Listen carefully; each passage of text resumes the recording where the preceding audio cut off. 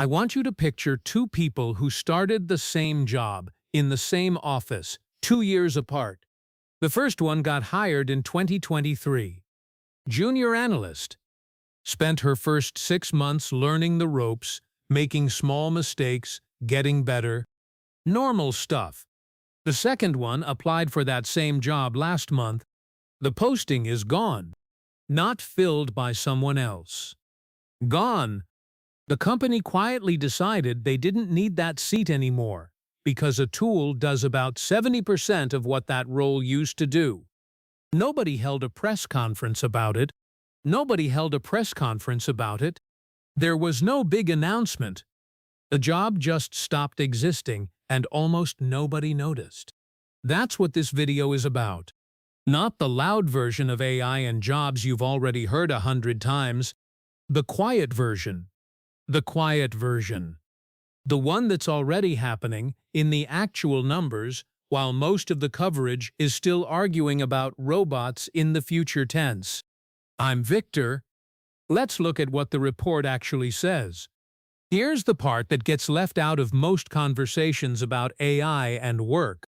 When a company replaces people with AI, they rarely say that's what they're doing. When a company replaces people with AI, they rarely say that's what they're doing. They say restructuring, they say efficiency, they say we're realigning the team for the future. And technically, none of that is a lie. It's just not the whole truth. But the pattern shows up in the data anyway, because you can hide a reason, but you can't hide a number. So let's start with one. In 2026 so far, 55% of tracked layoff events have openly named AI, automation, or machine learning as part of the reason. That's more than half. And that's only the companies willing to say it out loud. Those events alone account for more than 152,000 workers across 135 companies. Sit with that for a second. More than half of the layoffs that got tracked this year pointed at AI directly, and that's the conservative count because most companies still won't put it in writing.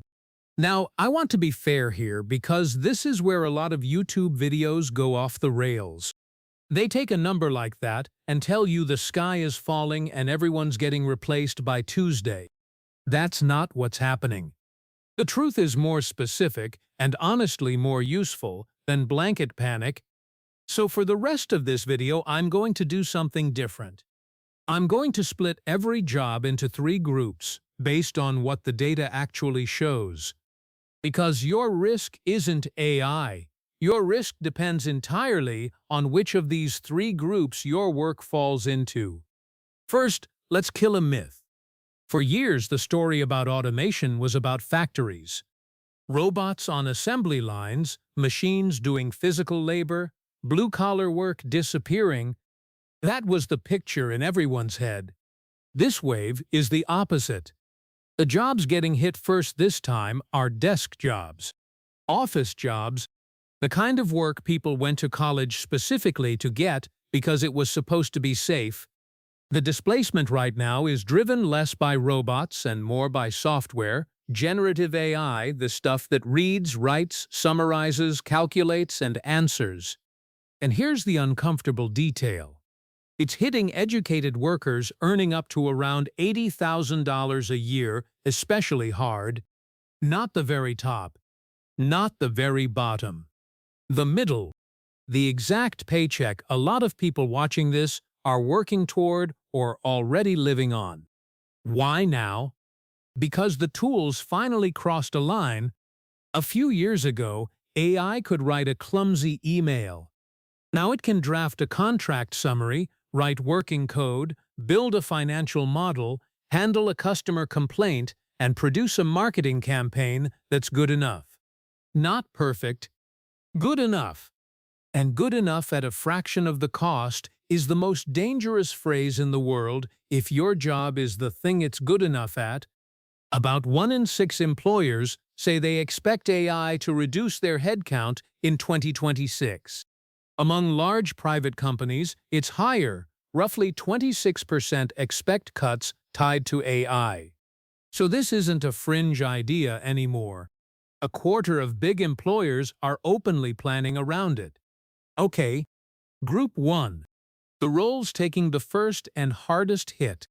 If your job is mostly turning information into more information, following a predictable process, you're in the exposed tier. That's not an insult. It's just where the blade is landing first.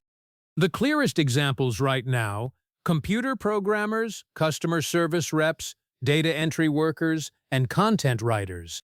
These four keep showing up at the top of every analysis, and it makes sense when you think about what they have in common. The work is digital, it's pattern-heavy, and a lot of it can be checked by a machine. Coding is the one that surprises people, so let me linger there. For a decade, learn to code was the safe advice everyone gave. The career change story. The thing you told your kid to study. And yet junior tech job postings in the US have dropped sharply, with some analyses showing a 67% fall in entry-level tech listings. 67%. 67%. That's not a dip. That's the bottom rung of the ladder being sawed off. Customer service is the other obvious one. When an AI can answer most common questions instantly, around the clock, in any language, a company starts asking a brutal question: how many human agents do we actually need? Usually the answer they land on is fewer. Now here's what I really want you to hear if you're in this tier. Being exposed is not the same as being doomed. The people who get hurt are the ones who don't see it coming. The people who adapt early, who learn to use these tools instead of competing with them, those people often end up more valuable, not less. I'll get to exactly how at the end. Stay with me. Group 2 is the sneaky one. These jobs aren't disappearing. They're changing shape underneath people while they're still doing them. Think marketing, sales, analysis, a lot of management.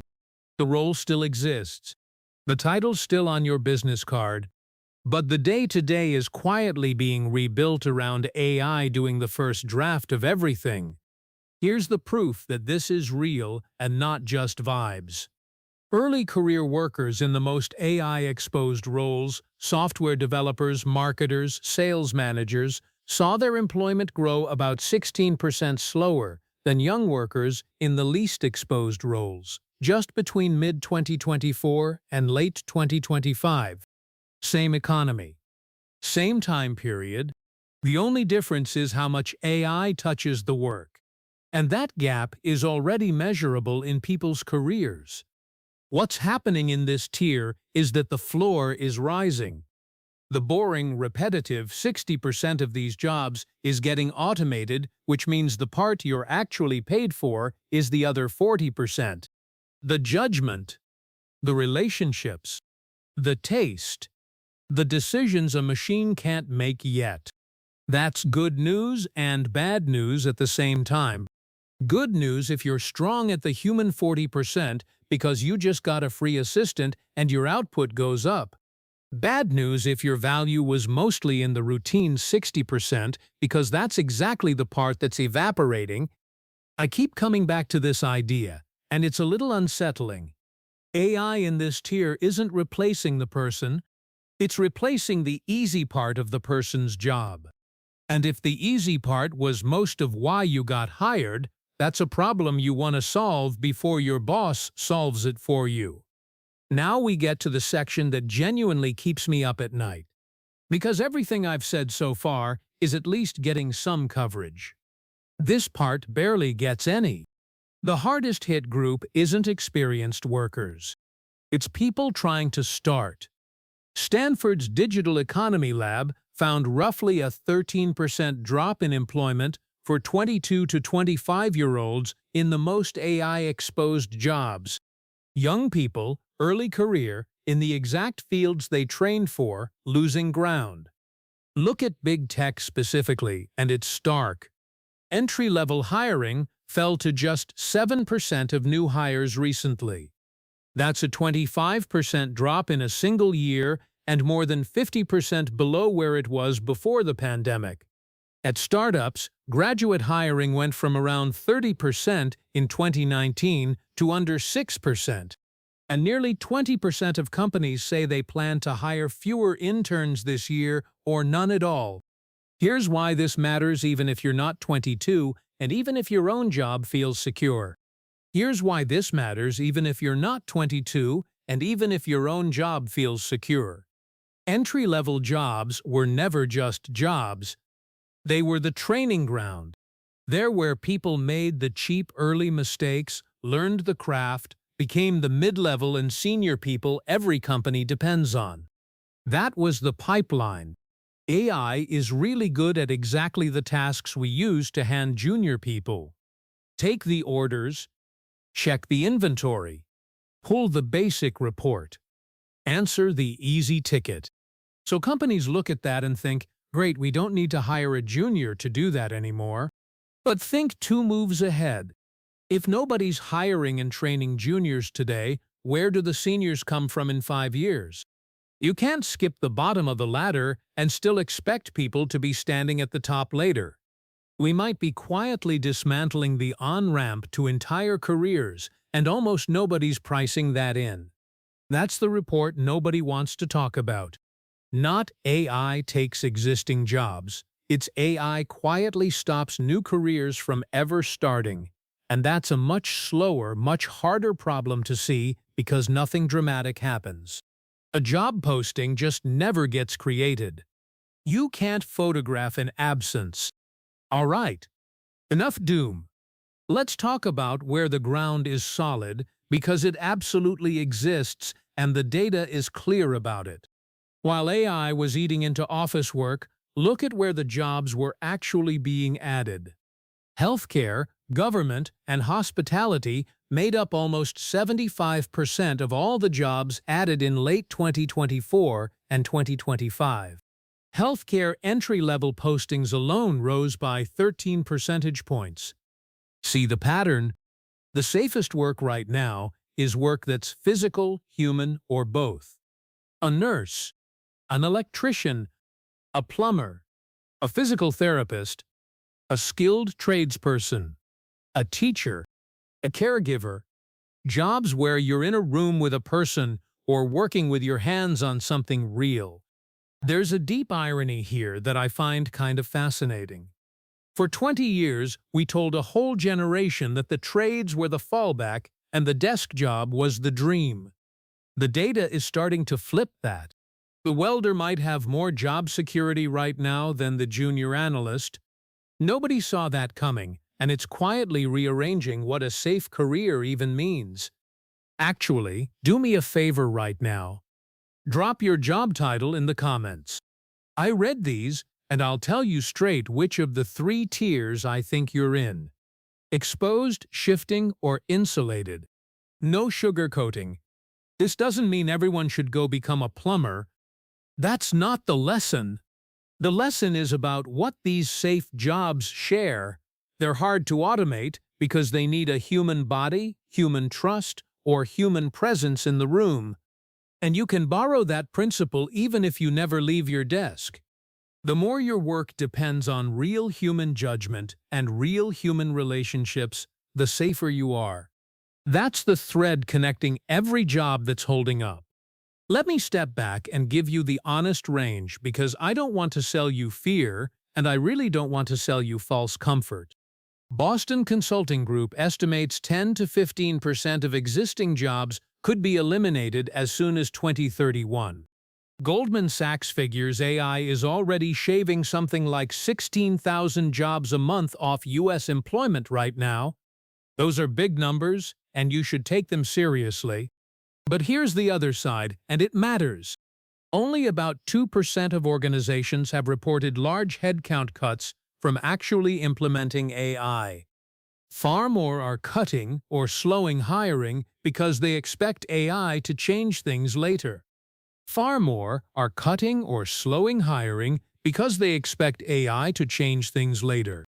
Read that again, because it's the whole game. A lot of the damage so far isn't AI doing the work yet. It's companies betting that it will and getting lean in advance. It's companies betting that it will and getting lean in advance. I find that almost more important than the replacement itself because it means a chunk of this is anticipation rather than reality. Companies are freezing roles and shrinking teams based on a forecast. And forecasts can be wrong. And forecasts can be wrong. Some of these companies are going to cut too deep too early, realize the AI can't actually carry the load yet, and quietly start hiring again. So the real picture isn't the robots took the jobs, it's messier and more human than that. It's companies making bets under pressure, some smart, some panicked, and a lot of careers caught in the gap between what AI can do today and what executives think it'll do tomorrow. It's companies making bets under pressure, some smart, some panicked, and a lot of careers caught in the gap between what AI can do today and what executives think it'll do tomorrow. That gap is where your opportunity lives. Let me explain.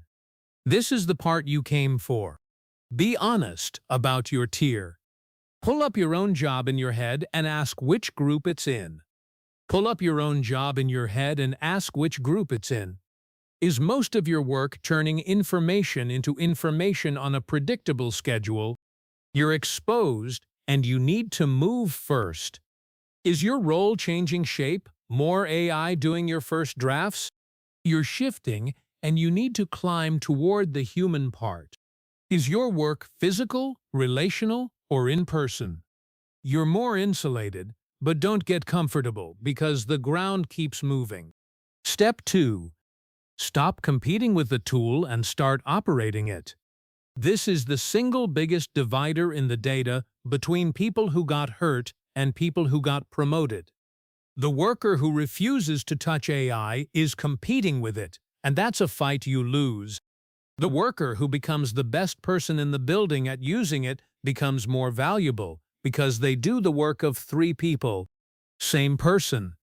Completely different outcome. The only variable is whether they leaned in or dug in. Step 3. Move toward the things machines are bad at. Judgment. Trust. Selling. Leading. Knowing which problem is even worth solving. Sitting across from a nervous client and calming them down. The further your value sits from follows a clear process, the safer you are. So deliberately walk in that direction. Step 4, and this one's for the money side because this is a finance channel and I'm not going to pretend job security is the only lever. The people who sleep at night during all of this are not the ones with the safest jobs. They're the ones who don't need the job as badly. An emergency fund, income that doesn't all come from one employer. Money working in investments so your paycheck isn't your only oxygen. The whole point of building wealth is that a headline about your industry stops being a threat to your survival and becomes just news. AI displacement is scary in direct proportion to how dependent you are on a single paycheck. Lower the dependence and you lower the fear. So let's go back to those 2 people from the start. Same job, 2 years apart. One got in before the door closed. One found the door already gone. The difference between them wasn't talent, it wasn't effort. It was timing and what they did with the warning they had. Right now, you have the warning. You've seen the actual numbers, not the hype and not the comfort. You know which jobs are exposed, which are shifting under people's feet, and which are still holding. You know the quiet crisis is happening at the bottom of the ladder where new careers are supposed to start. And you know the gap between what AI can do and what companies think it can do is exactly where a prepared person gets ahead. The people who struggle through this won't be the ones with the wrong job. They'll be the ones who saw it coming and decided to wait and see. The people who come out ahead are the ones who move while it's still early, while it's still a choice and not an emergency. That's the whole report. Not the version that tells you everything's fine, not the version that tells you to panic, the real one where the future's already arriving, unevenly, quietly, and you still have time to be on the right side of it.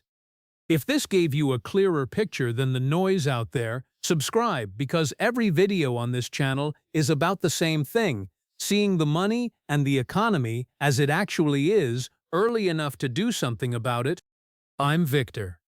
I'll see you in the next one.